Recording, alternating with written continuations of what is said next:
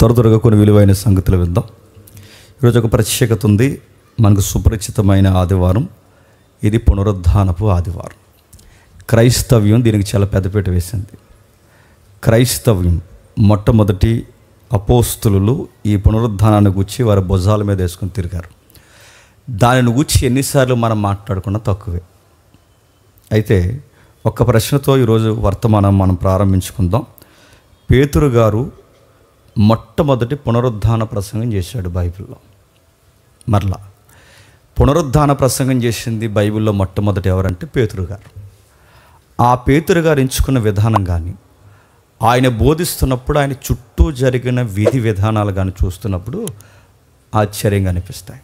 ఒకసారి చూద్దాం. ఒకసారి రండి. అపోస్తుల కార్యములు 2వ అధ్యాయం. అపోస్తుల కార్యములు 2వ అధ్యాయం. అపోస్తుల కార్యములు 2వ అధ్యాయం. పేతురు గారు మొట్టమొదటి పునరుద్ధాన ప్రసంగానికి సంబంధించిన విషయం ఇది. అపోస్తుల కార్యములు 2వ అధ్యాయం 22వ వచనం నుండి. ఇశ్రాయేలు వారులారా, ఈ మాటలు వినుడి.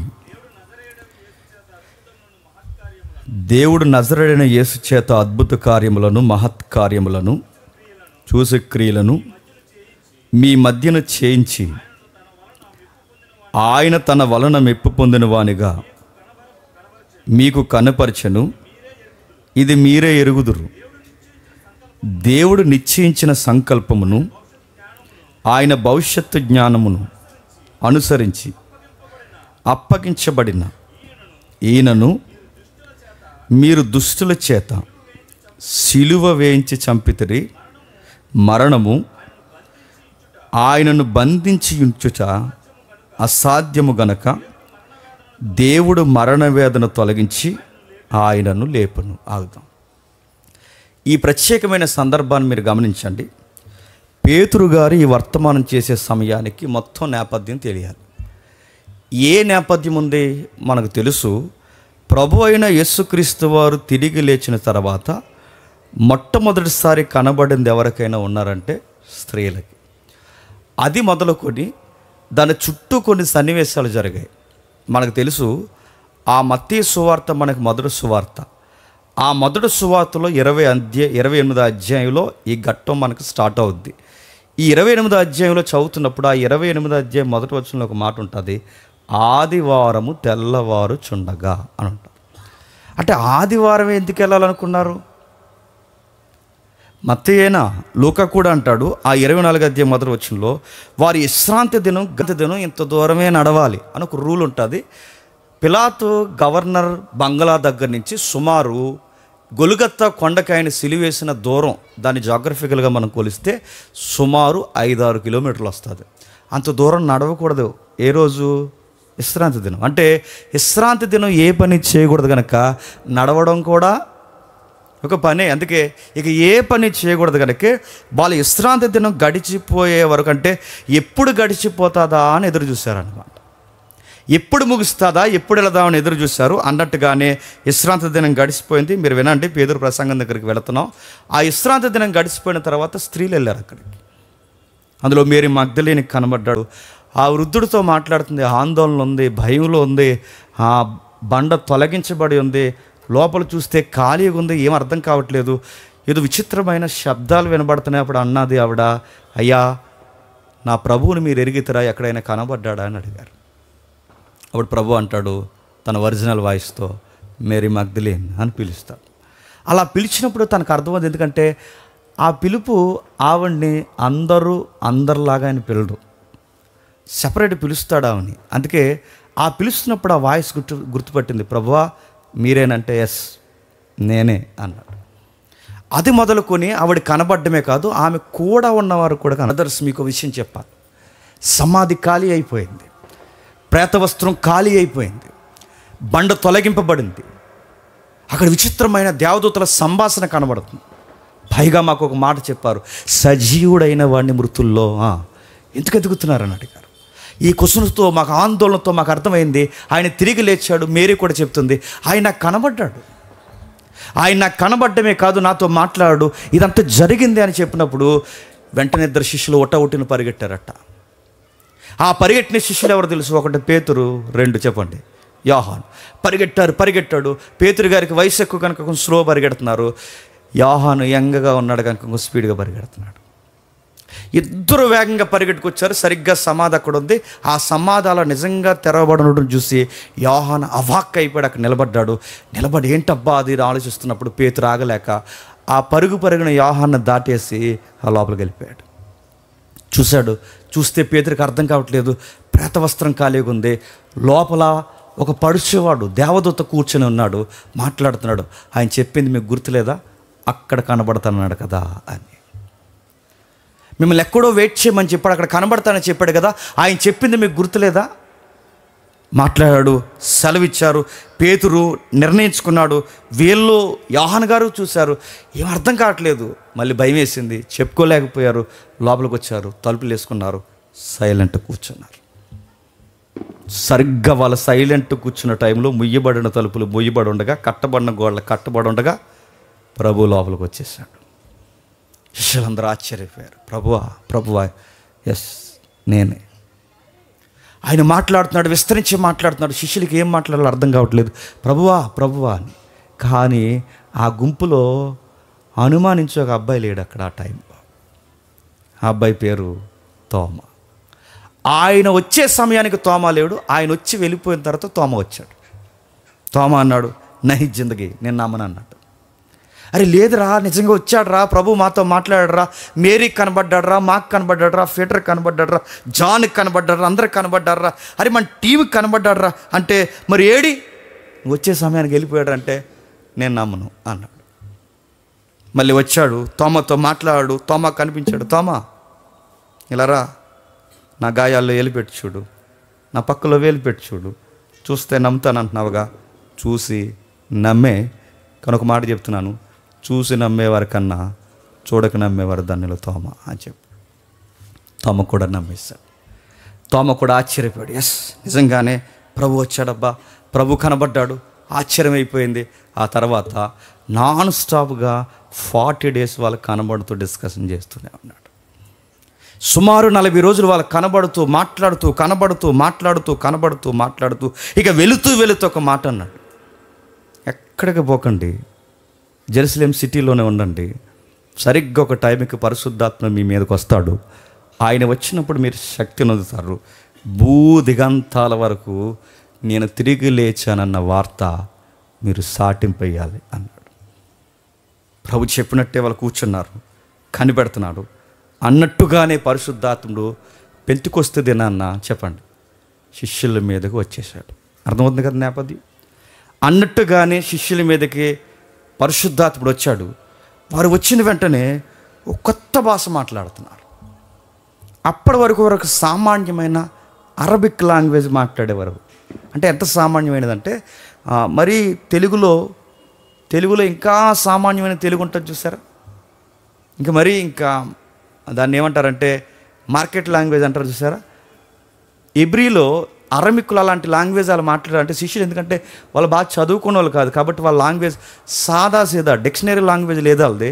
అలాంటి భాష మాట్లాడుకుంటున్న వారు సడన్గా ఏం మాట్లాడుతున్నారంటే కొత్త భాషలు మాట్లాడుతున్నారు. కొత్త భాషలు ఎప్పుడైతే మాట్లాడుతున్నారో వాళ్ళకి విచిత్రంగా అనిపించింది. అది ఏంట్రా ఈ కొత్త భాషలు మాట్లాడుతున్నారు విచిత్రంగా వాళ్ళకి అనిపించిన తర్వాత ఒక విషయం వాళ్ళకి స్ట్రైక్ అవుతుంది. అప్పటికే బాగా వినండి, యెరూషలేము సిటీకి వింతగా అనిపిస్తుంది. వింతగా ఏం వింతుంది, ఏం జరిగింది, ఏమింత కార్యక్రమాలు జరిగాయంటే మీరు బాగా వినండి. అవి 40 రోజులు, దానికి ముందు 10 రోజులు సుమారు అంచనా వేయండి. ఈ 40 10 ఎంత 50 రోజులు. 50 రోజుల ముందే అదే జెరూసలేములో ఏం జరిగింది? అదే జెరూసలేము 50 రోజుల ముందు ఏం జరిగిందంటే ఒకేసారి దేశమంతటా ఏమైపోయింది చెప్పండి? చీకటి అయిపోయింది. మీరు పబ్లిక్ యొక్క ఆ మైండ్ సెన్స్ మీరు ఒకసారి ఊహించండి. పేతురు గారు రిజరెక్షన్ మెసేజ్ చెప్పే సమయానికి పబ్లిక్కి కొన్ని వింతల అనుభవాలు ఉన్నాయి. ముఖ్యంగా టౌన్కి. ఏ టౌన్ అది? జెరూసలేం టౌన్కి. అరే సరిగ్గా 50 రోజుల క్రితం దేశమంతా చీకటి కమ్మేసింది. సరిగ్గా ఇక్కడి నుంచి 50 రోజుల క్రితం ఒకేసారి అన్యాయంగా ఆ మనిషిని చంపేస్తే పెద్ద భూకంపం వచ్చింది. ఆ మనిషిని చంపేసినప్పుడు భూకంపం వచ్చింది, ఆ మనిషి 3వ దినాన్ని తిరిగి లేచినప్పుడు చెప్పండి భూకంపం వచ్చిందంటే ఇవి వాళ్ళ కళ్ళ ముందే జరుగుతున్నాయి, ప్రజలకు తెలిసివి. చీకటి కమ్మడం ఏంటి, భూకంపం రావడం ఏంటి, మళ్ళీ రెండవసారి అంటే సుమారు 2 సార్లు భూకంపం వచ్చింది. ఒకటి ఆయన చనిపోయినప్పుడు, 2 ఆయన తిరిగి లేచినప్పుడు. శవాలు లేచాయి, పరిశుద్ధుల శరీరాలు తెర మీదకి వచ్చాయి. ప్రజలందరూ చూస్తుండగా కనబడ్డారు, పరిశుద్ధులు కనబడి మళ్ళీ వెళ్ళిపోయారు. ఆశ్చర్యమైన కార్యాలు, భూమి వణికిందట, శవాలు లేచాయట, విచిత్రమైన సన్నివేశాలు జరుగుతున్నాయి. ఇలాంటి సన్నివేశాలు జరుగుతున్నప్పుడు సరిగ్గా 2 భూకంపాలు, చీకటి కలగడం, సూర్యుడు అదృశ్యుడైపోవడం, భూమి కదిలింది. భూకంపం వచ్చిందని ఉండదు, భూమి వణికింది అని ఉంటుంది. ఆ భూమి వణికిందట. ఆ విచిత్రమైన సన్నివేశాలన్నీ జరుగుతున్నప్పుడు పబ్లిక్ ఏం అర్థం కావట్లేదు. వెంటనే భూకంపాలు రావడం, చీకటి కమ్మడం, శవాలు లేవడం, శరీరాలు ఊర్లోకి వచ్చి అందరూ కనబడి. మీరు ఊహించండి, చనిపోయినోడు తిరిగి ఊళ్ళోకి వచ్చేస్తే ఎలా ఉంటుందండి? వచ్చారు ఊళ్ళోకి, నిన్న మొన్న చచ్చిపోయిన బామ్మ ఇంటికి వచ్చింది అనుకోండి, ఎలా ఉంటుంది? ఏమిరా అందనుకోండి, కంగారు అయిపోయి అడుగుతాను. సీనియర్స్ వచ్చేసారు, జూనియర్స్ వచ్చేసారు, అందరూ వచ్చేసారు, చనిపోయిన వాళ్ళందరూ బయటకు వచ్చారు, వాళ్ళు కనబడుతున్నారు. ఈ వింతలన్నీ జరుగుతుండ బాగా వినండి. సరిగ్గా టైంలో ఒక వార్త గింగురమని చెవుల్లో తిరుగుతుంది. ఆ గింగురమని తిరిగే చెవుల్లో వార్త ఏంటంటే ఆయన లేచాడు. భూకంపం ఏంటో అర్థం చేసుకునే లోపే ఒక వార్త వచ్చింది చెవుల దగ్గరికి, ఆయన లేచాడు. ఉన్నట్టుండి మిట్ట మధ్యాహ్నం చీకటి కమ్మడం ఏంటని అర్థం చేసుకునే సైన్స్ థియరీ తిరగేసే లోపే ఒక వార్త వచ్చింది, ఆయన తిరిగి లేచాడు. చచ్చిన శవాలు, కుళ్ళిన శవాలు, ఎండిన ఎముకలు మరలా లేచి మనుషులు కనబడ్డం ఏంటని ఆలోచించే లోపు ఒక వార్త చెవుల్లో గింగురమని తిరుగుతుంది. ఆ వార్త ఆయన తిరిగి చెప్పండి లేచాడు. ఇవి అర్థం చేసుకోవడం వింత అయితే, ఆయన తిరిగి లేచాడు అన్నదే వింత అయితే, ఇప్పుడు మరొక వింత ఏంటంటే ఈ చేపలు పట్టుకునే వాళ్ళు భాషలు మాట్లాడేస్తున్నారేంట్రా, ఇదొక వింత. చేపలు పట్టే వీళ్ళు భాషలు ఇది వింత. సరిగ్గా మాట్లాడితే ఆ టైంలో సరిగ్గా వాళ్ళకి అర్థమైంది కలవరం. టెన్షన్ అయిపోతున్నారు. ఏంటి ఈ సూర్యుడు మారిపోవడం ఏంటి, వెలుగు మాయమైపోవడం ఏంటి, భూకంపాలు రావడం ఏంటి, శరీరాలు లేవడం ఏంటి, వీళ్ళు ప్రకటిస్తున్న క్రీస్తు సజీవంగా ఉన్నాడని చెప్పడం ఏంటి, కాదనలేని రుజువులు ఏంటబ్బా, దీన్ని ఎలా అర్థం చేసుకోవాలి? ఫెస్టివల్లో ఉండాలా ఈ న్యూస్ని వినాలా? ఫెస్టివల్లో ఉండాలా ఈ న్యూస్ని వినాలా? ఫెస్టివల్ ఏం జరుగుతున్నప్పుడు పెంతెకొస్తు, ఏదైతే ఆ పెంతెకొస్తు పండుగ, ఈ పండుగలో ఉండాలా, ఇది అర్థం చేసుకోవాలా? ఇలాంటి కలవరపడిపోతున్న టైంలో సరిగ్గా రిజరెక్షన్ ఫస్ట్ మెసేజ్ చెప్పిన అపోస్తలుడు చెప్పండి సైమన్ పీటర్. పునరుద్ధానపు వర్తమానం మొట్టమొదటిసారిగా శిష్యుల్లో చెప్పింది ఎవరు? పేతురే చెప్పాడు. ఆ పేతురు చెబుతూ మొదలు పెడుతుంది. ఇప్పుడు చదవండి 22వ వచనం.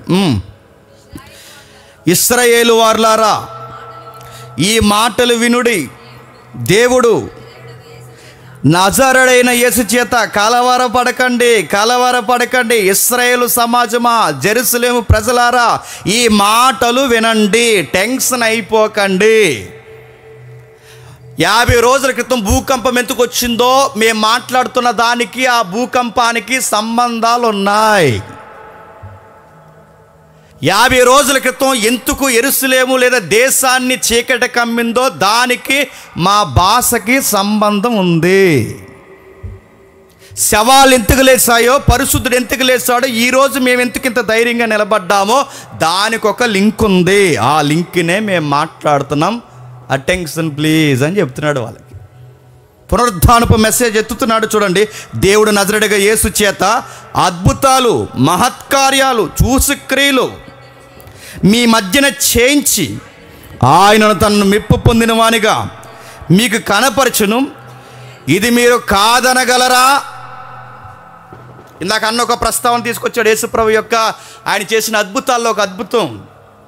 38 సంవత్సరాలు కోనేరు కాలవ దగ్గర పడున్న ఆ వృద్ధుడు యొక్క వదాంతం మనకు తెలియదా? 38 సంవత్సరాలు. ఆ కోనేరుకు ఒక పేరుంది. బెతెస్తా అనే దానికి ఎబ్రీ శబ్దం ఏంటంటే, బెతెస్తా అంటే కనికరము కలిగిన స్థలము. కనికరము కలిగిన స్థలం. బాధ ఏంటో చెప్పిన, స్థలం పేరే కనికరం, కానీ అక్కడ ఎవరికీ కనికరం ఉండదు. అక్కడికి ఎవరికీ కనికరం లేదు. ఎవడు ముందుగా దూకేద్దామా అని గవర్నమెంట్ హాస్పిటల్ కన్నా ఎక్కువైపోయిందంట అక్కడ. అక్కడ రోగులు, ఇక్కడ రోగులు, అక్కడ రోగులు. 1 సంవత్సరం కాదు, 2 సంవత్సరాలు కాదు, వారం కాదు, నెల కాదు, సంవత్సరం కాదు, 38 సంవత్సరాల నుంచి ఆ వృద్ధుడు అక్కడే ఉన్నాడు అని ఒక్కడు కూడా జాలి లేదండి, ఒక్కడు కూడానే. అలాంటి వాణి దగ్గరికి వచ్చి, నువ్వు శుద్ధుడు ఒకటి నీకు ఇష్టమా అంటే అతగాడు అన్నాడు, అవును నాకు ఇష్టమే, నీ పరుపు ఎత్తుకున్నాడు అనగానే లేవలేనివాడు, పడిపోయినవాడు. నేను అనుకుంటున్నాను ఆయన వ్యాధి వయసే 38 సంవత్సరాలు అయితే సుమారు ఆయనకు ఒక 20 ఏళ్ళు కలిపినా లేదా ఒక 30 ఏళ్ళు కలిపినా సుమారు ఒక వృద్ధాప్యానికి దగ్గరకున్న పెద్ద ఆయన చూసి కూడా జాలి రాలేదంటే ఎంత గొడ్డు ప్రపంచం చూడండి. ఈ వండర్ కాదనగలరా అన్నాడు. ఆయన జెరూసలేం సిటీ గుండా, గాజా మార్గాల గుండా అలా నడిచిపోతున్నప్పుడు మార్గం మధ్యలో పుట్టిగుడ్డేవారు ఇలా అరిసారు. ఏమన్నారు సార్? దావీదు కుమారుడా, దావీదు కుమారుడా, దావీదు కుమారుడా. మొన్న సండేలో మనం చదివిన ఆ నేపథ్యంలో ఆ మాటలు ఉంటాయి. మొన్న మనం చదువుకున్నాగా మట్టల ఆదివారం నాడు సందర్భంలో. ఆ రోజు ఆయన జెరూసలేంకి వస్తున్నప్పుడు, సిటీకి వస్తున్నప్పుడు, ఆ గాజా, ఆ బేతనే ఏరియా గుండా వస్తున్నప్పుడు ఆ పల్లె ప్రాంతాల్లో ప్రజల్లో గుడ్డివారు ఏమన్నారు? దావీదు కుమారుడా కరుణించవయ్యా, దావీదు కుమారుడా కరుణించవయ్యా అని గవర్నమెంట్ పట్టించుకోలేని, శాస్త్రులు పట్టించుకోలేని ఆయన పట్టించుకొని అన్నాడు, మీరు శుద్ధులు ఒకటి నాకు ఇష్టమే, మీకు చూపు వచ్చునుగా కనగానే వారి కళ్ళు వచ్చేసినాయి. వారి కళ్ళు వచ్చేసినాయి. గుడ్డివారు చూశారు, చెవిటివారు విన్నారు, కుంటివారు నడిచారు, చనిపోయిన వారు లేచారు. ఈ అద్భుతాలు కాదనగలరా? నజరేయుడైన యేసు చేత అనేక అద్భుతాలు చేయించాడు. తను మెప్పు పొందువానిగా తన కుమారుడిని మహిమగా వాడుకున్నాడు. దేవుడు నిశ్చయించిన సంకల్పమును చదవండి. దేవుడు నిశ్చయించిన సంకల్పమును ఆయన భవిష్యత్తు జ్ఞానమును అనుసరించి అప్పగింపబడిన ఈయనను మీరు దుష్టుల చేత సిలువ వేయించి చంపితిరి, మరణము ఆయనను బంధించయించుట అసాధ్యం. ఆ మాట ఎలా ఉందండి? గోల్డ్ లెటర్స్తో రాసుకోవాలండి ఆ మాట. ఆ మాట ఎలా ఉందో చూడండి. మరణము ఆయనను బంధించయించుట అసాధ్యము. మరణం ఆయన బంధించలేదు. సంఖ్యలు ఆయన బంధించలేవు, సైనికులు ఆయన బంధించలేరు, ఎవ్వరు ఆయన బంధించలేరు. ఈ లోకాన్ని బంధించిన మరణము ఆయనను బంధించలేదు, మరణాన్నే ఆయనే బంధించాడు. విలువైన మాటలతో తన ప్రసంగాన్ని ప్రారంభిస్తున్నాడు.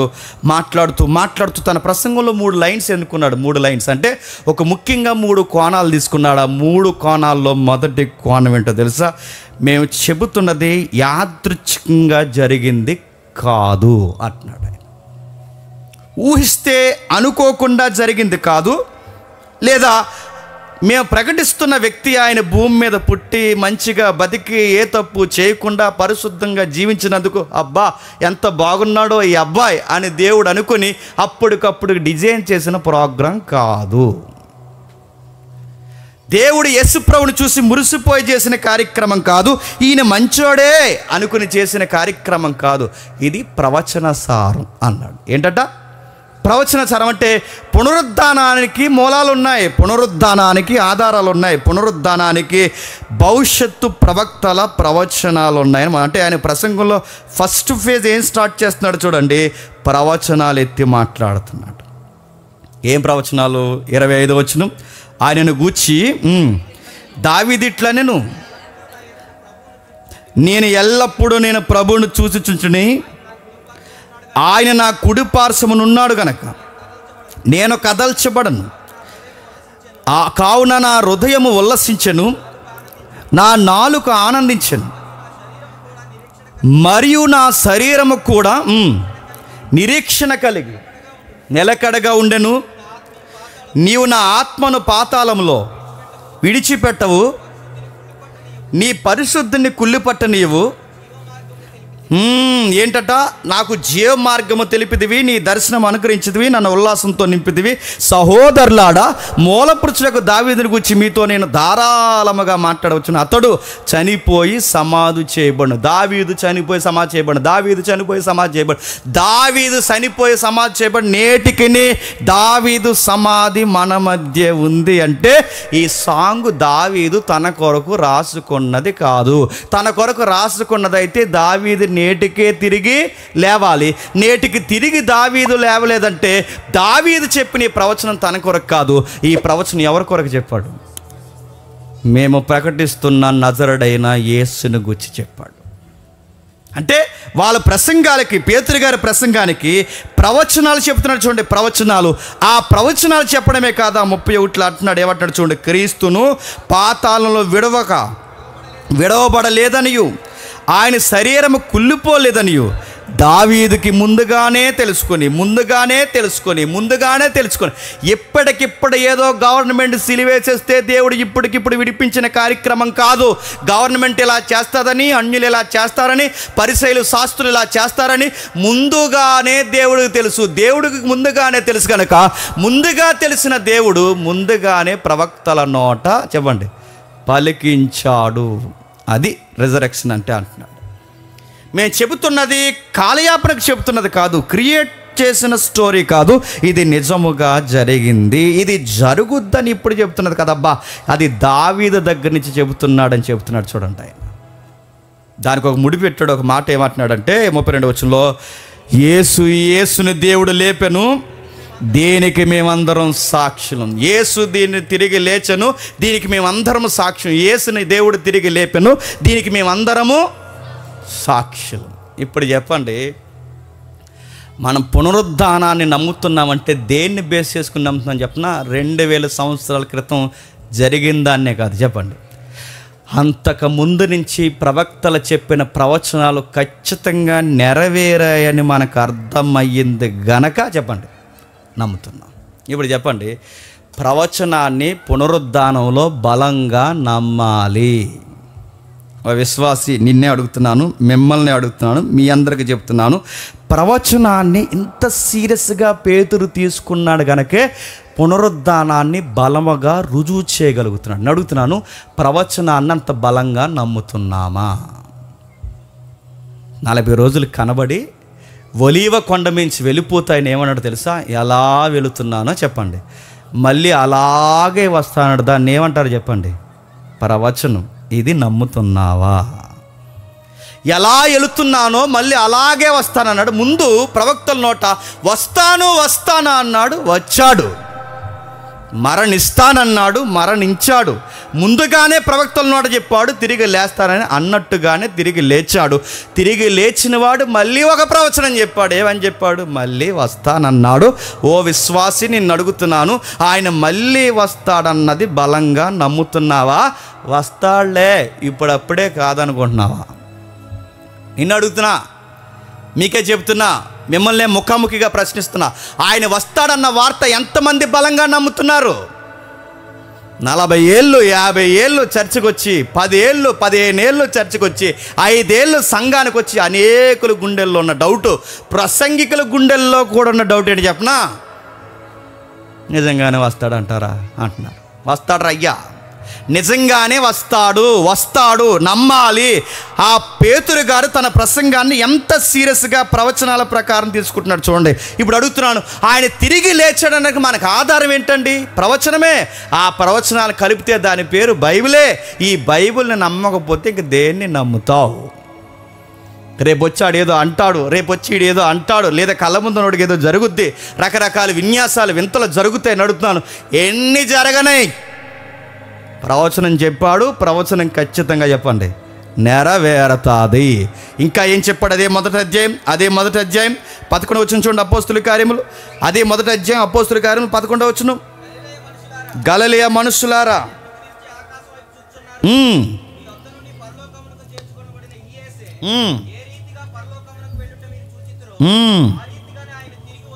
ఇది ప్రవచనం. ఏ రీతిగా ప్రభు వెళుతున్నాడో చెప్పండి, ఆ రీతిగానే తిరిగి వస్తారు. ఎవరు చెప్తున్నారు? ప్రభు చెప్పాడు, ప్రభు చెప్పించాడు, దూతలు చెప్తున్నాయి. ప్రవచనం ప్రవచనం ప్రవచనం అంటే ఆ రోజు 3000 మంది మార్చిన ప్రసంగంలో ఏముందంటే ప్రవచనాల నెరవేర్పు ప్రసంగం. అందుకే 3000 మంది మారారు. మొదటి పునరుద్ధాన వర్తమానంలో ప్రవచనాల నెరవేర్పు జరిగిందని ధృవీకరించాడు పేతురు. ప్రవచనం జరిగింది ప్రవచనం జరిగింది ప్రవచనం జరిగింది అనడానికి ఇంకా ఆధారం ఏంటంటే పేతురు ఏమన్నాడు తెలుసా? మేమే సాక్ష్యం అన్నాడు. ఏంటట? మేమే సాక్ష్యం. రేపు అడుగుతున్నాను, ఆ రోజు ఆయన తిరిగి లేచాడనడానికి ఆ ప్రవచనం నిజమని చెప్పడానికి పేతురు అపోస్తులు అన్నారు మేమే సాక్ష్యం. ఆ రెఫరెన్స్కి మేమే సాక్ష్యం అన్నారు. రేపు యేసు ప్రభు వస్తాడనడానికి ఈ రెఫరెన్స్కి సాక్ష్యం ఎవరు ఉండాలి చెప్పండి? మీ ఉద్యోగాల్లో, మీ సంసారాల్లో, మీ చదువుల్లో, మీ ప్రయాణాల్లో, మీ పనుబాట్లలో, మీ సమాజంలో మీరు ఎలా ఉండాలి తెలుసా? మనల్ని చూస్తుంటే వీళ్ళు దేని కొరకు కనిపెడుతున్నారన్నంత సాక్ష్యం మనలో ఉండాలి. ఉందా? రాకడి కొరకు కనిపెట్టినట్టు ఉండదు మన వ్యవహారం. చెప్పండి. ఉద్యోగం రాలేదని, పిల్లలు పుట్టలేదని, ఆస్తులు కలిసి రాలేదని, రకరకాల విషయాలకి జబ్బు చేసిందని, ఇలాంటి విషయాల కొరకే ప్రభుని డిమాండ్ చేస్తున్నాం. శ్రమ దినాల్లో దేని కొరకు ఎక్కువ ప్రేయర్ చేస్తారు చెప్పినా వాళ్ళకి ఏదో ఒక అవసరాలు తీరాలి. దాని కొరకే చదివేవారైతే చదువుల కొరకు, ఉద్యోగాలు కావాల్సిన ఉద్యోగాల కొరకు, రకరకాల విషయాల కొరకు, వీటి కొరకే తప్ప నేను అడుగుతున్నాను, ఆయన వస్తాడు, నిజంగానే వస్తాడు. అన్నం తినకపోయినా, అన్నం ఎక్కువైపోయినా, డబ్బులున్నా డబ్బులు లేకపోయినా, ఆరోగ్యం ఉన్నా ఆరోగ్యం లేకపోయినా, నాన్నవారు నాతో ఉన్నా లేకపోయినా, ఎన్ని జరిగినా వీడు ఏం కృంగిపోకుండా అంత ధైర్యంగా వీడు ఎలా నిలబడుతున్నాడు రా అన్నప్పుడు వాళ్ళకి ప్రశ్న వచ్చినప్పుడు వాళ్ళందరికీ అర్థం అవ్వాలి, వీడి మనసు దేన్నో కనిపెడుతుందిరా. అదేంటో తెలుసా? తాను నమ్మిన ప్రభు వస్తాడని ఎదురు చూస్తున్నాడు. అంత బలంగా ప్రవచనాన్ని నమ్మాలి. నమ్ముతున్నారా? వాళ్ళు నమ్మారు కనుక ప్రకటించాడు. ఇంకేం చెప్తున్నాడు? మొదటి దశలోనిక పత్రిక 4వ అధ్యాయం 14 వచ్చిన చూడండి. మొదటి దశలోనిక పత్రిక 4వ అధ్యాయం 14 వచ్చిన. యేసుక్రీస్తు వారి మృతి పొంది తిరిగి లేచినని మనము నమ్మిన ఎడల అదే ప్రకారము యేసునందు నిద్రించిన వారును ఆయనతో కూడా ఎంటబెట్టుకుని వచ్చినని మే ప్రభువును మాటను బట్టి మీతో చెప్పినదేమనగా. ఏమంటున్నాడు చెప్పండి? మళ్ళీ ప్రవచనం చెప్తున్నాడు. పౌలు గారు కూడా చెప్తున్నాడు. చూడండి, పేతురు గారే కాదు, పౌలు గారు కూడా చెప్తున్నాడు.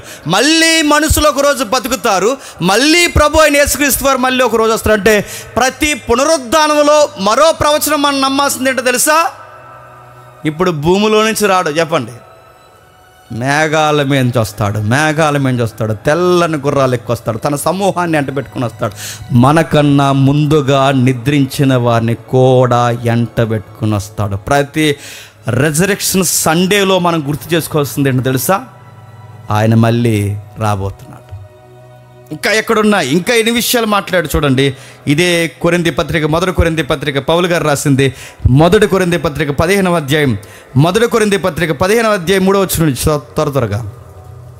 మొదటి కొరింథీ పత్రిక 15వ అధ్యాయం 3వ వచనం నుండి. నాకు వీయబడిన ఉపదేశము మొదటి మీకు అప్పగించి తిని, ఆయన తిరిగి లేచాడనడానికి కాదు, ఆయన తిరిగి వస్తాడనడానికి కూడా సాక్ష్యం ఏమంటే, ఆయన తిరిగి లేచాడనడానికి కాదు, ఆయన తిరిగి వస్తాడనడానికి కూడా సాక్ష్యం ఏమంటే, నమ్మితే సరిపోదు, ఆ నమ్మిన దానికి చెప్పండి మేము దానికి సాక్షులం అని చెప్పాలి. మేము దానికి సాక్ష్యం చెప్తున్నాం. ఎస్, ఆయన లేచాడు. నువ్వు చరిత్ర ప్రకారం అడుగుతావో, సైంటిఫిక్గా అడుగుతావో, జాగ్రఫికల్గా అడుగుతావో, ఎలా అడుగుతావో అడుగు. నువ్వెంత మేధావి అయినా నీ టెర్మినాలజీ నాకు తెలియకపోవచ్చేమో కానీ పక్కా నేను నమ్మిన ఫెయిత్ నేను ప్రూవ్ చేస్తా అని నువ్వు సాక్ష్యంగా నిలబడగలవా? నువ్వు నిలబడాలి. నువ్వు చదివినా అందుకే చదవాలి, నువ్వు ఉద్యోగం చేసిన అందుకే చేయాలి, నువ్వు సంసారం చేసిన అందుకే చేయాలి. నువ్వు ఏమి చేసినా నీ ఇరుగు పొరుగు సమాజానికే చెప్పండి నీ ప్రభువుని ప్రూవ్ చేయడానికి, ఎవడని చూపించడానికి నువ్వే ఒక కదిలే సాక్ష్యం అవ్వాలి. ఉండగలవా? తిరిగి లేచాయని నమ్ముతున్నానండి, తిరిగి లేచి నువ్వేంటి దయ్యాలు కూడా నమ్ముతాయి తిరిగి లేచాయని?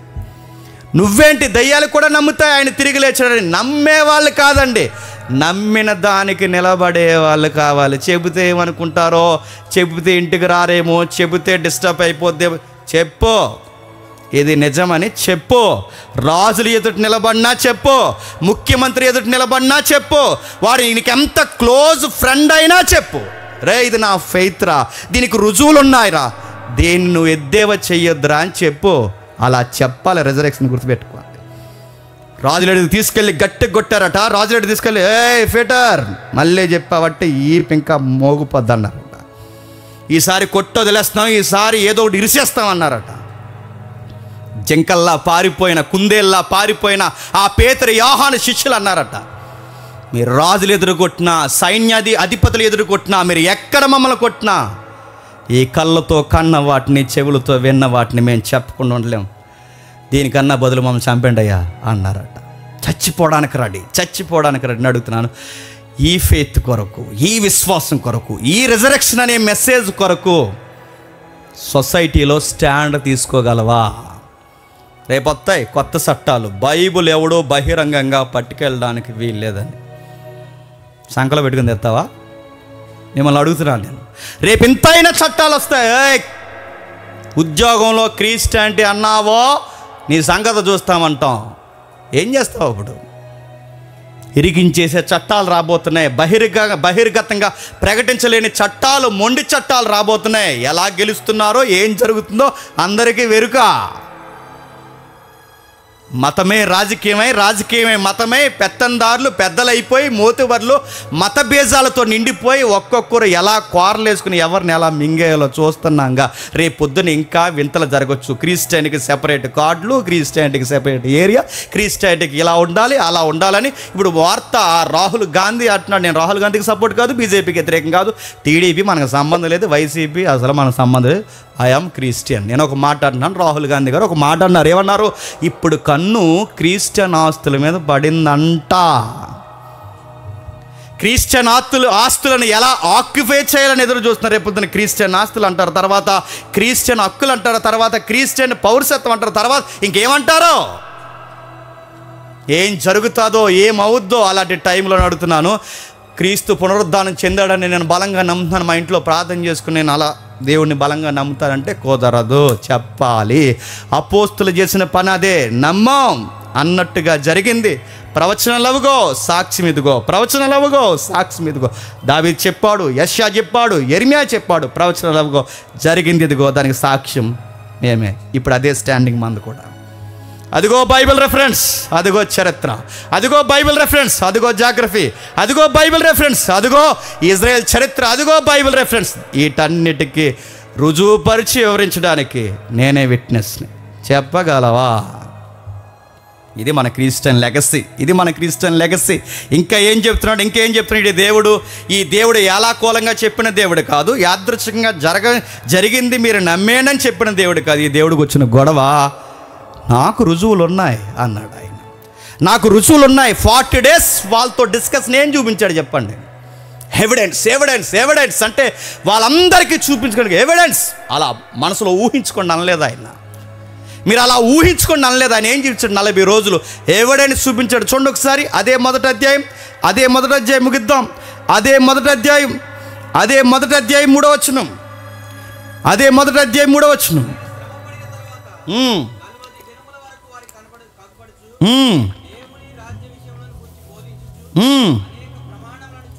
అనేక ప్రమాణములు దానికి ఫుట్ నోట్ ఇచ్చాడు చూడండి. రుజువులను చూపి, రుజువులు అంటే ఏంటండి?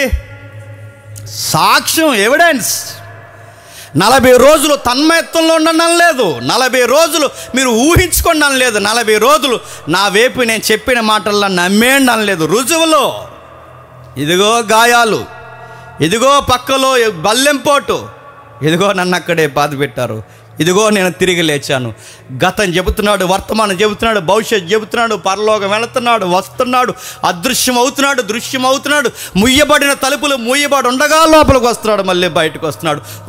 రుజువులు ఏంటి? లైఫ్ ఏంటి అసలు మాకు అర్థం కావట్లేదు. మెటీరియల్కి దాటున్నాడు.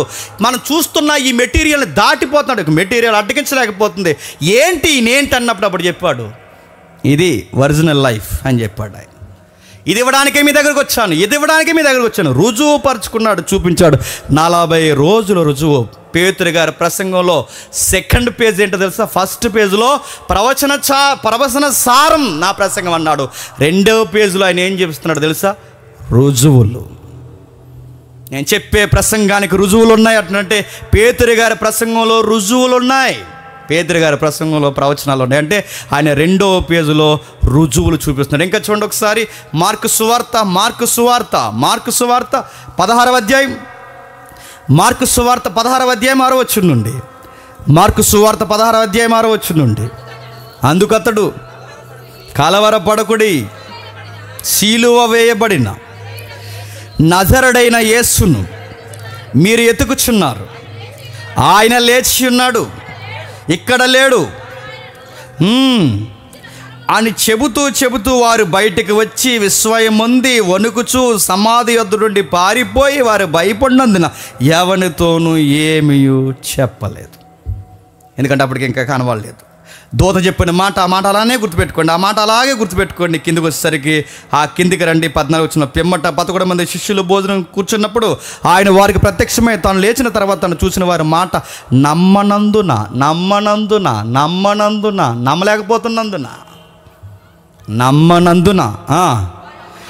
వారు అపనమ్మక నిమిత్తము, వారు హృదయ కాఠిన్యము నిమిత్తము వారిని గద్దించెను.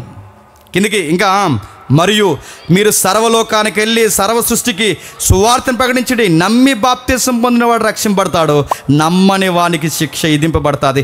నమ్మిన వారి వలన ఈ సూచక్రియలు కనబడియాలి. అనగా నా నామమున దయ్యాలు ఎలగొడతారు, కొత్త భాషలు మాట్లాడతారు, పాములను ఎత్తుపట్టుకుంటారు, మరణకరమైనది ఏది తాగినను అది వారికి హాని చేయదు, రోగుల మీద చేతులు ఉంచినప్పుడు వారు స్వస్థత నొందుతారు. ఇవి మీకు రుజువులు, మీకే నేను పవర్ ఇస్తున్నాను, వెళ్ళండి అన్నాడు.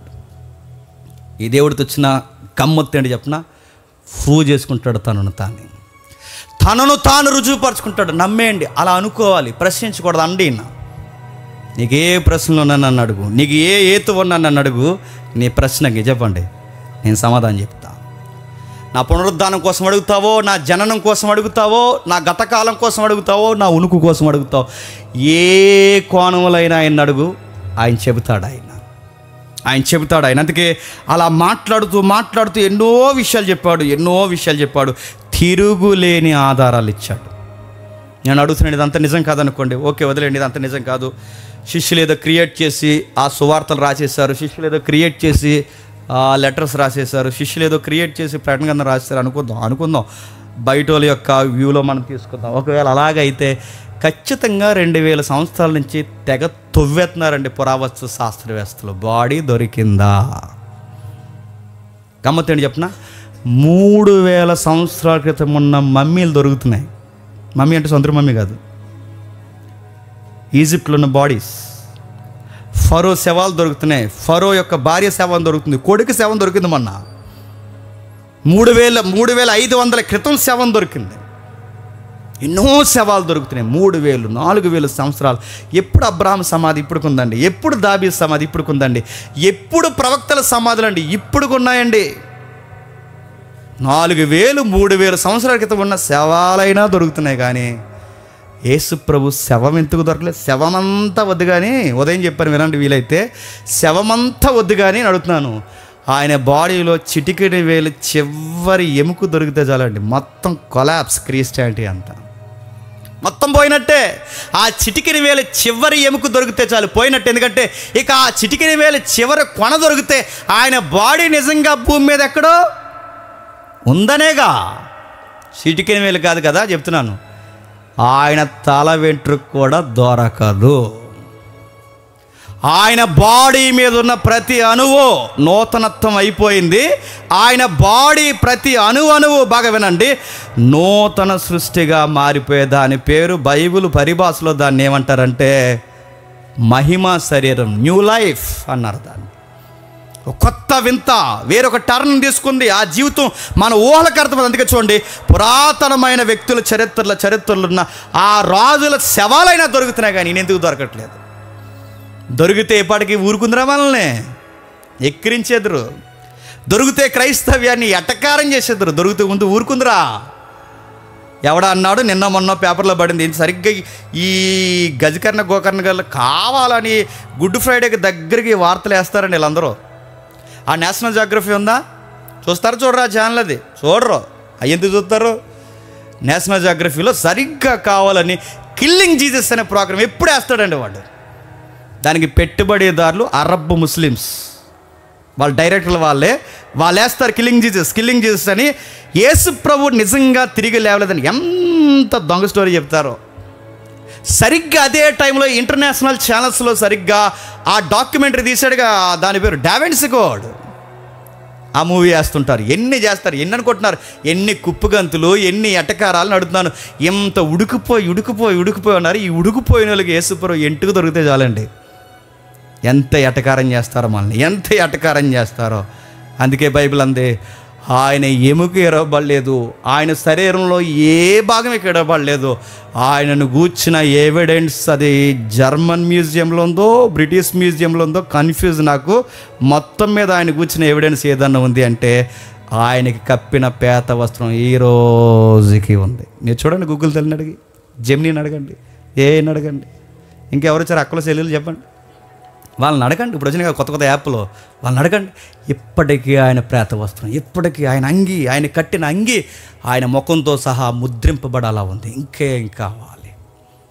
ఇంకా యోహాను సువార్త ముగిద్దాం. యోహాను సువార్త 20 అధ్యాయం, యోహాను సువార్త 20 అధ్యాయం, యోహాను సువార్త 20 అధ్యాయం 24 వచనం నుండి. యోహాను సువార్త 20 అధ్యాయం 24 వచనం నుండి. యేసు వచ్చినప్పుడు 12 మందిలో ఒకడైన దిదుమానబడిన తోమ వారితో లేకపోయాను గనుక మేము ప్రభువును చూసితమని మేము ఆయన చేతుల్లో మేకుల గుర్తులు చూసి నా వ్రేలు ఆ మేకుల గుర్తుల్లో పెట్టి నా చెయ్యి ఆయన పక్కలో ఉంచితే కానీ నమ్మనని మన బాబు ఈయన. ఎవరు చెప్పండి? అందుకే మన ఇండియాకి రప్పించాడేమో అనుకుంటాను నేను. 58లో వచ్చారుగా ఆయన అంటున్నాడు. ఆయన డైలాగులు చూడండి ఎలా ఉన్నాయి, నమ్మను. అరే ఫీటర్ అలా ఒరిగిరి అనుకోవడం లేదు, అదే కానీ ఫ్రెండ్స్ కదండి వాళ్ళు. లేదురా నమ్మలేకపోతున్నాను రా. నా చేతులతో తాకాలి, నా చెవులతో వినాలి, నా చూపులతో నేను చూడాలి, అలాగైతే నమ్ముతాను రా. అంటే ఈయన ఎవరో తెలుసా? సైన్స్ కావాలి ఇప్పుడు ఈయనకి. Science evidence. సైన్స్ అంటే ఏంటండి? సైన్స్ ఎప్పుడు నమ్ముతారండి? సైన్స్ అంటే ఏంటి? ప్రాక్టికల్గా ప్రూవ్ చేయబడితేనే సైన్స్. ఇప్పుడు సైన్స్ ఎవిడెన్స్ కావాలి ఆయనకి. సైన్స్ ఆయన అడుగుతున్నాడు. ఏది నేను చూడాలంటే 8 దినములైన తర్వాత ఆయన శిష్యులు మరలా లోపల ఉన్నప్పుడు తోమ వారితో కూడా ఉన్న తలుపులు మూయబడి ఉండగా యేసు వచ్చి మధ్య నిలిచి మీకు సమాధానం కలుగునుగా కన్న తర్వాత తోమ చూసి నీ వ్రేలు ఇట్టు చూచి నా చేతులు చూడుము, నీ చెయ్యి చాచి నా పక్కలో ఉంచి అవిశ్వాసివి కాక విశ్వాసకుండా. వింతేడు చెప్పిన ఆయన లేనప్పుడు అన్నమాట ఆయన వచ్చినప్పుడు ఆయనకి ఎవరో చెప్పకుండానే అంటున్నాడు, చెయ్యగా పెడతా ఉన్నావు పెట్టవయ్యా అన్నాడు. గాయాలు చూడు, నన్ను చూడు, నా స్వరం చూడు. మీకు ఇవి చదువుతుంటే మీకు ఏమనిపిస్తుందంటే నమ్మని వారిని నమ్మేలాగా తనను తాను చెప్పండి రుజువుపరుచుకుంటాడు ఆయన. ఇది దేవుడికున్న గొప్పదనం. అయ్యో అలా అనకూడదండి, అండో ఆయన. అయ్యో దేవుడిని అలా అంటున్నారేంటండి? ఆయన నువ్వు ఇలాగన్నా నీకు ఆన్సర్ కావాలా నేను చెప్తాను అంటాడు ఆయన. అందుకే చూడండి, ఆయన తిరిగి లేచాడడానికి ప్రవచనాలు ఉన్నాయి. ఆయన తిరిగి లేచాడడానికి ప్రవచన సారమే కాదు, ఆయన తిరిగి లేచాడడానికి చెప్పండి రుజువులు ఉన్నాయి. ఇప్పుడు చెప్పండి, 1 ప్రవచన సారం, 2 రుజువులు, 3 2వ అధ్యాయం 32 ఏమంటున్నాడు చూడండి. ఈ సువార్తకి మేమందరం చెప్పండి సాక్షులు. ఈ సువార్తకి మేమందరం సాక్షులు. ఈ సువార్తకి మేమందరం సాక్షులు. పేతురు గారి ప్రసంగంలో చివరి ఎండింగ్ మెసేజ్ ఆయన ఏ విధంగా ల్యాండింగ్ ఇస్తున్నాడు చూడండి. ఆ మెసేజ్కి ఈ మెసేజ్ యొక్క సారం ఈస్టర్ సండేలో మీరందరూ ఇక్కడొక్క మాట నేర్చుకుని మీ హృదయాల్లో రాసుకుని పోవలసిన మాట ఏంటో తెలుసా? దేవుడు ఆయన లేపాడు, దీనందరికీ మేము సాక్షులు. హృదయంలో రాసుకుని వెళ్ళిపోండి ఇంటికి, మీ గుండెల్లో రాసుకుని వెళ్ళిపోండి ఇంటికి, మీ మనసుల్లో రాసుకుని ఇంటికి వెళ్ళిపోండి. దీనికి మేము సాక్షులం. అంటే ఈ మెసేజ్ ఈస్టర్ సండే మెసేజ్ లేదా పేతురు గారి ప్రసంగం యొక్క సారం ఏంటో తెలుసా? మనం సాక్షులుగా ఉండాలి. ఈ సొసైటీలో సాక్షులుగా చంపుతారు, కొడతారు, తరుముతారు, ప్లాన్ వేస్తారు, స్కెచ్ చేసేస్తారు, మన క్యారెక్టర్ డిగ్రేడ్ చేసి మాట్లాడతారు, రకరకాల విషయాలు చేస్తారు. ఏదైనా చేయని దీనికి మేమందరం చెప్పండి సాక్షులం, సాక్షులం, సాక్షులం. ఈస్టర్ సండే మెసేజ్ ఏం చెప్పారయ్యా పేతురు గారు అని అడిగితే సాక్షులు. ఈ సమాజానికి మేము సాక్షులు, ఈ సమాజానికి మేము సాక్షులు. అడుగుతున్నాను, భూకంపం వచ్చింది, చీకటి కమ్మింది, మళ్ళీ భూకంపం వచ్చింది, పునరుద్ధానం జరిగింది, భాషలు మాట్లాడుతున్నారు, ఆకాశంలో వింతలు జరుగుతున్నాయి, భూలోకంలో వింతలు జరుగుతున్నాయి, చనిపోయిన వారు తిరిగి లేస్తున్నారు. ఆ మధ్యలో వార్త వినబడుతుంది, ఆయన తిరిగి లేచాడు. దీని అందరికీ చెప్పండి సాక్ష్యం.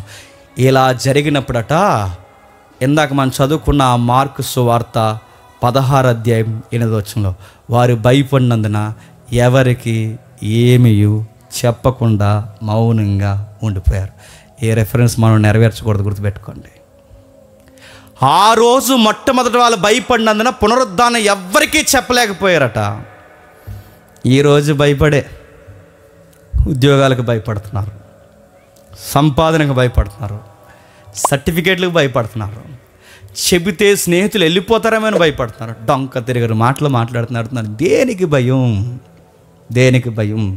మన కళ్ళ ముందు ఎవరున్నా తీర్పులు ఇచ్చే జడ్జిలున్నా, మన కళ్ళ ముందు రాజులున్నా, ఎవరున్నా చెప్పండి, మనం సాక్షులు, బలమైన సాక్ష్యం చెప్పాలి. అందుకే పౌలు గారు అంటున్నారు మేము చూసాం, మేమన్నాం, దీనికి మేము సాక్ష్యం. పునరుద్ధానం మొదటి ప్రసంగం ఎవరిది? పేతురు గారిది. రెండవ ప్రసంగం ఎవరిదో తెలుసా? మళ్ళీ పేతురు గారిది. ఎక్కడ? అదే 3వ అధ్యాయం చూడండి, ముగించేద్దాం. అదే 3వ అధ్యాయం 13వ అధ్యాయం, క్షమించండి, 3వ అధ్యాయం 14వ వచనం. 3వ అధ్యాయం 14వ వచనం, మీరు పరిశుద్ధుడును నీతిమంతుడైన వారిని నిరాకరించి నరహంతకుడైన మనుషులను మీకు అనుగ్రహింపమని అడిగితిరి. మీరు జీవాధిపతిని చంపితిరి, దేవుడు ఆయన మృతుల్లో నుండి లేపను, అందుకు మేము సాక్షులు. మీరు గమనించండి, వాళ్ళు ఏ ప్రసంగం చెప్పినా సువార్త భుజాల మీద అలా తిరిగినప్పుడల్లా వాళ్ళు ఏం చెప్తున్నారండి? మేము సాక్షులు, మేము సాక్షులు, మేము సాక్షులు. ఇప్పుడు చెప్పండి, మనం ఏం చెప్పాలి చెప్పండి? బయటికి వెళ్ళి బైబిల్ అలా ఉందండి, ఉన్నదే మేము చెప్పామండి అనకూడదు. ఉందండి, నిజమండి, దానికి మేమే చెప్పండి సాక్షులమండి. మరి అలాగైతే మీకు ప్రాబ్లం అవుతారు, అబ్బాయి అవనేయండి, మేము రెడీ అండి అని చెప్పాలి. చెప్తావా? చెప్పు. నీకు ఎంత భయమో, నీకు రేషన్ బియ్యమని భయం అవుతుందా? నీకు ఎంత భయమో చెప్పు, నీ ప్రభు కొరకు చెప్పు. వాళ్ళు ఏం చెప్పినా చెప్పి. అందుకే చూడండి, అపోస్తుల స్టైల్ అది. అపోస్తుల బోధ అంటే ఇదే. వాళ్ళ ప్రవచనాన్ని నమ్మారు, నెరవేరిందని ప్రకటించారు, రుజువుపరిచారు, దానికి మేమే సాక్ష్యం అని చెప్పుకుంటూ తిరిగారు. పౌలు గారు ఆయన కూడా ఏం చేశారు చూడండి ఒకసారి. 13వ అధ్యాయం అపోస్తుల కార్యములు 13వ అధ్యాయం 26వ వచనం నుండి, అపోస్తుల కార్యములు 13వ అధ్యాయం 26వ వచనం నుండి, సహోదరులారా, దేవునికి భయపడేవారులారా, యెరూషలేములో కాపురముండు వారును వారి అధికారులను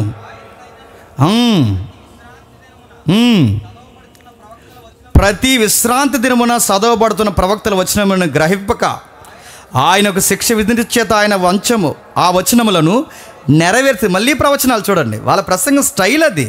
మళ్ళీ ప్రవచనాలు నెరవేర్చరి. ఆయన యందు మరణమునకు తగిన ఏతివేదియు కనబడకపోయినను ఆయనను చంపవలనని వారు పిలాతును ఏడుకొండ్రి. వారు ఆయన్ను గూర్చి వ్రాయబడినవన్నీ నెరవేర్చిన తర్వాత ఆయనను మ్రాను మీద నుండి దింపి సమాధిలో పెట్టిరి. అయితే దేవుడు మృతుల్లో నుండి ఆయన లేపను. ఆయన గలిలయలో నుండి యెరూషలేములకు తనతో కూడా వచ్చిన వారికి అనేక దినముల కనబడును. వారిప్పుడు ప్రజల ఎదుట ఆయనకు సాక్షులై ఉన్నారు. అధ్యక్ష, ముఖ్యాంశాలు మరోసారి. ఈ మెసేజ్ యొక్క కంటెంట్ ఏంటో తెలుసా? నువ్వే చెప్పండి, సాక్ష్యం చెప్పాలి. మళ్ళీ చెప్పండి, నువ్వే చెప్పండి, రెండోసారి చెప్పండి, మూడోసారి చెప్పండి, నాలుగోసారి చెప్పండి, ఎన్నిసార్లు ఏం చెప్పండి, మీరే సాక్ష్యం చెప్పాలి. మీరు సాక్ష్యం చెప్పకపోతే చెప్తున్నాను, మీరు యేసు ప్రభువుని నమ్మిన ఒకటే చెప్పండి, నమ్మకపోయినా ఒకటే. మేము పునరుద్ధానం నమ్మేమంటే సరిపోదు, నమ్మిన దానికి ఎవిడెన్స్గా చెప్పండి, నిలబడాలి. అందుకే నీ ఉద్యోగం, నీ పని, నీ సంపాదన, నీ ప్రయత్నాలు, నీ నాలెడ్జ్, నీ టాలెంట్, నీ ఎనర్జీ, నీ జర్నీ, ప్రతిదీ చెప్పండి ఆయనకి సాక్ష్యంగా ఉండడానికి. అందుకే వాళ్ళు అంటారు, మేము తిన్నా ఆయన కోసమే తింటాం, మేము డ్రింక్ అంటే మీరు ఏమీ అడగబోకండి, పానీయం తీసుకున్నా చెప్పండి ఆయన కొరకే తీసుకుంటాం, మేము ఏమి చేసినా చెప్పండి ఆయన మహిమ నిమిత్తమే చేస్తాం. ఎంత అర్థవంతమైన సందేశం చూడండి. అందుకే వారు తోమాకు కనబడ్డాడు, విచిత్రంగా కనబడ్డాడు, మనుషులకు చెప్పుకున్నాడు, తను తాను ప్రజలకు చూపించుకుంటూ తిరిగాడు. ఇంకా ఏం జరిగింది? ఆ పునరుద్ధానపు వార్త విన్నవారందరూ ఒక్కసారిగా జింకల స్థాయిగా మారిపోయి హతసాక్షులుగా చనిపోవడానికి సిద్ధమైపోయారు.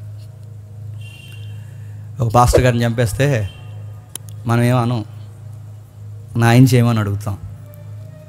అది వేరే మతంలో ఎవరినైనా చంపేసినట్టు వార్తలు వింటే చెప్పండి చాలామందిని చంపేస్తారు, కానీ మనం అది చేయం. ఎందుకో తెలుసా?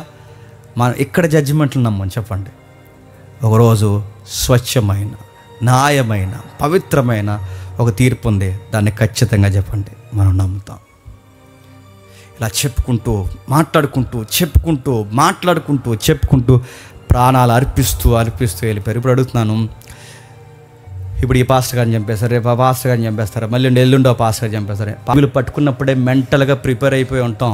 ఆ ప్రిపేర్ అయిపోయింది చెప్తున్నా, సావో రేవో చెప్పండి ఈయనలో తేల్చుకోవడానికే చెప్పండి నాగిటి మీద చెప్పండి చెయ్యేసి ఈ పిడికిలంతా కన్నీళ్ళతో నిండిపోయిన ఈ చెయ్యని తిరిగి చూడమన్నా చూడముగాక ఎందుకంటే ఈయనకు మేము సాక్షులు,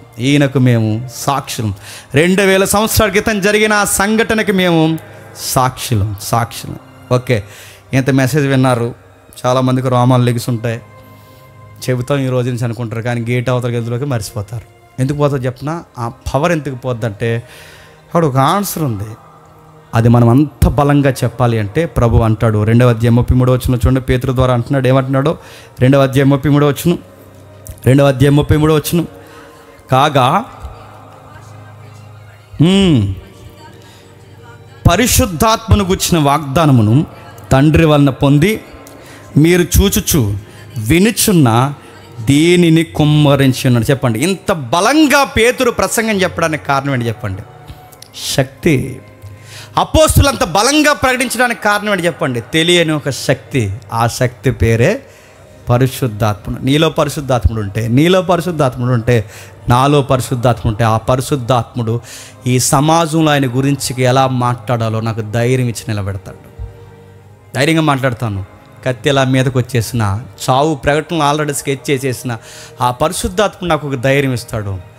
ఇలాంటి భాగ్యాన్ని నేను కాదనుకోలేను, ఆయన కొరకు చనిపోవడానికి కూడా చెప్పండి నేను సిద్ధం. ఆ పవర్ ఎవరికి వస్తుందంటే అందరికీ రాదండి చెప్పండి, పరిశుద్ధాత్మను పొందుకున్న వారికి వస్తుంది. నీకుంటే నేను అడుగుతున్నాను, నీ ప్రభు కొరకు సిగ్గుపడగానే చెప్తావు. అరే సువార్త చెప్తే ఏమనుకుంటారు నీ తలకాయ ఏమనుకున్నా చెప్పు. మనం చెప్పే సిగ్గుపడే విషయాలు ఏం చెప్పంగా, సువార్త చెప్తున్నావు. ఏం చెప్తాం? వాటిని గురించి నువ్వు ధైర్యంగా చెప్పలేకపోతున్నావు అంటే నువ్వు ఎవరిని పొందుకోలేదు చెప్పండి? పరిశుద్ధాత్మను పొందుకోలేదు. ఆ పరిశుద్ధాత్మ నీకు రాలేదు కనుకే, ఆ పరిశుద్ధాత్మను పొందుకోలేదు కనుకే బహుశా నువ్వు బలంగా చెప్పలేకపోతున్నావేమో. నెక్స్ట్ చివరి రెఫరెన్స్ ఒకటే చెప్తున్నాను, ముగించేస్తాను. చివరి రెఫరెన్స్ కొరింథీయులకు రాసిన మొదటి పత్రిక 15వ అధ్యాయం. కొరింథీయులకు రాసిన మొదటి పత్రిక 15వ అధ్యాయం. కొరింథీయులకు రాసిన మొదటి పత్రిక 15వ అధ్యాయం 55వ వచనం నుండి. కొరింథీయులకు రాసిన మొదటి పత్రిక 15వ అధ్యాయం.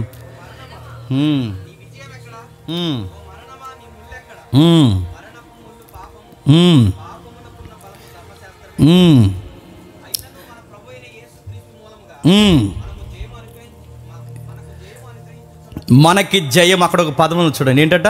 జయం జయం జయం. మనం ఎవరో చెప్పినా విక్టరీ పీపుల్స్. మనం గుర్తుపెట్టుకోండి, విజయం మందే. ఆల్రెడీ గెలిచేసిన ట్యాగ్ వేసుకుని తిరుగుతున్నాం. ఆల్రెడీ ఆ విక్టరీని తెచ్చింది ఎవరో తెలుసా? అన్న అనేవాడు, మైకింగ్ నా రాజు ఇచ్చాడు. ఆ ట్యాగ్ వేశారు మన మీద, ఆ ట్యాగ్ వేసారు. రేపు పొద్దున్న మళ్ళీ ఈ విక్టరీని ఎవరు చూడబోతున్నారంటే నేను, నువ్వు, మనం అందరం. విజయం మంది. ఆ రోజు ఇన్ని రోజులు మరణం మనల్ని ఎక్కిరించింది. ఒకరోజు చెప్పండి ఆ మరణాన్ని మనం ఎక్కిరిస్తాం. ఏ మరణమా, ఇక నువ్వు నన్నేమీ చేయలేవు. నీ ముళ్ళెక్కడా, నీ బలం ఎక్కడా? I'm victory man. ఇంకా నన్నేమీ నువ్వు చేయలేవు, ఇకేమీ చేయలేవు. ఆ రోజు మరణపు పాట పాడతామంట, మరణాన్ని ఎక్కిరించే పాట పాడతామంట అంటున్నాడు. చూడండి, విజయం విజయం. అందుకే మనం ఎవరని చెప్పినా ఓడిపోయిన వాళ్ళం కాదు, పిరుకోలం కాదు, చెప్పండి, ఆల్రెడీ గెలిచిన వాళ్ళం. మనం గెలిచిన వాళ్ళు. మళ్ళీ చెప్తున్నాను, గెలిసాం. మళ్ళీ ఒకరోజు గెలవబోతున్నాం. ఈ కుళ్ళిపోయిన దేహాల నుంచి మళ్ళీ తిరిగి లేవబోతున్నాం. ఈ ప్రమాదాలకు గురైన దేహాల నుంచి మళ్ళీ సజీవంగా లేవబోతున్నాం. ఈ రోగాలకి నిలయమైన ఈ దేహాల నుంచి తిరిగి లేవబోతున్నాం. ఒక నూతన శరీరంగా లేస్తాం. ఆ రోజు విక్టరీ సాంగ్ పాడుతాం. ఆ సాంగ్లో ఫస్ట్ లైన్ ఏంటి చెప్పనా? ఓ మరణమా, ఇక నువ్వు మమ్మల్ని ఏమీ చేయలేవు. చిన్నోడిని తింటున్నావు, పెద్దోడిని తింటున్నావు, డబ్బున్నోడిని తింటున్నావు, డబ్బు లేనోడిని తింటున్నావు, చదువున్నోడిని తింటున్నావు, చదువు లేనోడిని తింటున్నావు, అందరినీ తింటున్నావు. ఈరోజు మేము చెప్పండి నేను తినేస్తాం అంటామంట. ఎవరిని? మరణాన్ని. ఆ పవర్ వస్తుంది ఆ రోజు, అంటే పవర్ వస్తుంది. నిజంగా మీరు చూడండి, బ్యూటిఫుల్గా ఉండే ఫ్యామిలీ, చక్కగా నడిచే ఫ్యామిలీ, సడన్గా అందులో ఆ కుటుంబ యజమాని చచ్చిపోయాడు అనుకోండి, ఆ ఫ్యామిలీ ఏమైపోతుంది చెప్పండి? కొలాప్స్, మొత్తం అయిపోయింది ఆ ఫ్యామిలీ. అంతే. కుటుంబాలను చిదిమేస్తుంది, ఉద్యోగాలను చిదిమేస్తుంది, సంపద చిదిమేస్తుంది. దాని పేరు మరణం. కానీ ఒకరోజు ఆ మరణాన్ని చెప్పండి మనం చిదిమేస్తాం, తొక్కేస్తాం, దాని మీద ఎక్కి పాట పాడతాం. ఒక నూతన యుగంలో అడుగులు వేస్తాం. ఇన్నిటికి రుజువులు ఏంటయ్యా జేమ్స్ అని అడిగితే దానికి రుజువులు చెప్పండి. మై కింగ్ చెప్పండి, మన రాజు. ఆయన ప్రసంగంలో నాకు నచ్చిన మాటలు రాశాను.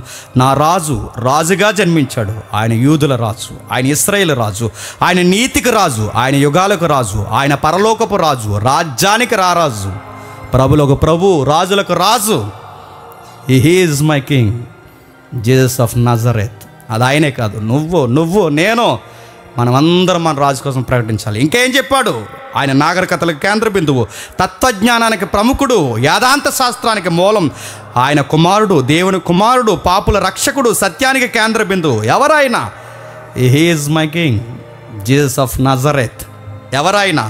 చేతులు చూస్తుండగా చేతులకు మేకులేస్తే ఆ మేకుల్ని తిరిగి చూపించిన నా రాజు. పరిసయ్యులు ఆయన నిలదీశారు, పరిసయ్యులు ఇబ్బంది పెట్టారు, పిలాతు ఆయన్ని తప్పుల మీద తప్పులు మోపలేనంత ప్రయత్నం చేశాడు. చివరికి పిలాతు కనుగొనలేకపోయాడు, నివ్వెరపోయాడు. ఏ రోజు పిలాతు కలిసి చంపినా చివరికి ఒక మాట అన్నారు, ఆయన్ని బంధించడం చెప్పండి అసాధ్యము. ఎవరైనా? మరణం ఆయన బంధించలేకపోయింది, సమాధి ఆయన కట్టి ఉంచలేకపోయింది, చరిత్ర ఆయనను దాయలేకపోయింది. ఆయన పేరు చెప్పండి Jesus of Nazareth is my చెప్పండి కింగ్. నిజంగానే రాజు. ఒకరోజు తెల్లని గుర్రాల మీద వస్తాడు, మనందరిని తీసుకుని వెళతాడు. ఇంకేం చేశాడు? ఏ రాజు కొరకైతే చప్పట్లు కొట్టుకుని తిరిగారో, ఏ రాజు కొరకైతే పేతురు ప్రాణం పెట్టాడో, ఏ రాజు కొరకైతే వారు అసూలు బాసారో, ఏ రాజు కొరకైతే ఇంతగా నిద్రించిపోయి చనిపోతున్నారు, ఏ రాజు కొరకైతే నిందల పాలు అవుతున్నారో, ఏ రాజు కొరకైతే హతసాక్షులు అయిపోతున్నారో, ఆ రాజు మళ్ళీ వీళ్ళందరినీ తిరిగి రేపడానికి ఒక రోజు రాబోతున్నాడు. ఆయనే చెప్పండి మై కింగ్, చెప్పండి నా రాజు. ఆయన పేరు నజరైడైన యేసుడు. దానికి మనమే చెప్పండి సాక్షులు. దేవుడు మిమ్మల్ని దీవించిన